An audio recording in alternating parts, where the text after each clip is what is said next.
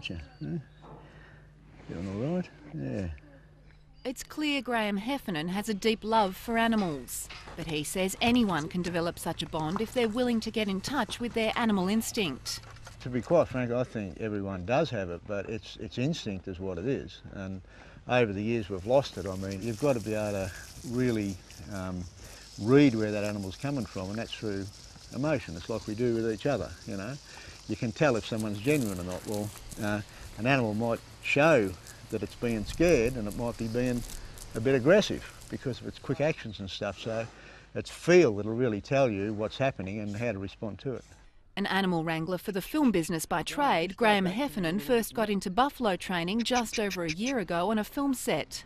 We've got some buffaloes, or 20 odd buffaloes, got them quiet and got them pulling carts and ploughs and such, and used them for the movie. And after working with them, like I say, I just got hooked.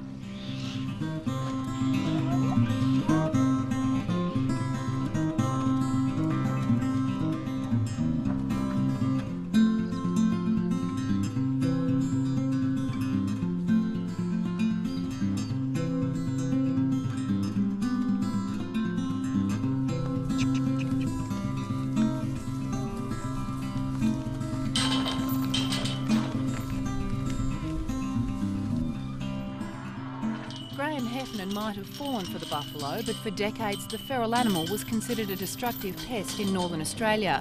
The Department of Primary Industries estimates that between 20 and 30,000 buffalo run wild across northern Australia. They were imported from Southeast Asia in the late 19th century to provide meat to settlements. But when those settlements were abandoned, so too were the buffalo. By the 1980s, there were 350,000 feral buffalo roaming the floodplains of northern Australia. They destroyed wetlands and carried disease.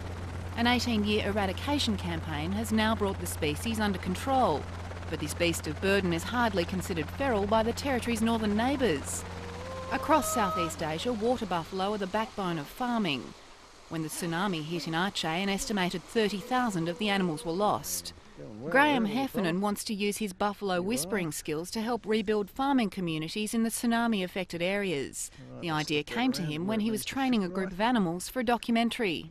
At about that time, the tsunami happened, and because we were going to be working with buffaloes and getting them quiet and everything, I thought, well, man, they need a lot of buffaloes up there. They lost about 30,000, and we're probably the only country in the world that's in a position to be able to help them out. I've got some contacts over there that are making sure that these buffaloes get to the people that really do need them. They're not going to go over there and end up on a dinner plate. Even though he's been called the buffalo whisperer, he says it's not so much whispering as using voice commands which vary across cultures. That's the sound that they use over there to go forward, and the other sound to stop is hoo. So over here we're sort of woo. Well, over there it's hoo. These animals will be shipped to Aceh soon. He says the donation of trained farming animals is far more valuable than cash. You can give them money hand over fist for years and it doesn't really do them any good. It keeps them alive and all the rest of it. It might help them build some houses, but the farmers there, we've got to get them back to being self-sufficient. The only way to do that is with buffaloes. That's their tractor. Okay, Graham, if you just hand her to me. If you can push the back of the cart down, mate, that'd be great. The buffalo whisperer manages to rope in friends and acquaintances to help him in the business of buffalo training. Just go back a little bit, mate, there. He's also convinced a group of surfers from Newcastle to get involved. So they're actually raising funds down there. They've got a few other board riding clubs involved, and they're going to help us get these buffaloes over. He's hoping this shipment of animals is the first of many, which will keep him occupied well into the future. Retirement, well, what's that? You know, I mean, I enjoy it. Why retire when you enjoy doing what you're doing? You know, I mean, I just love it. It's not like work at all.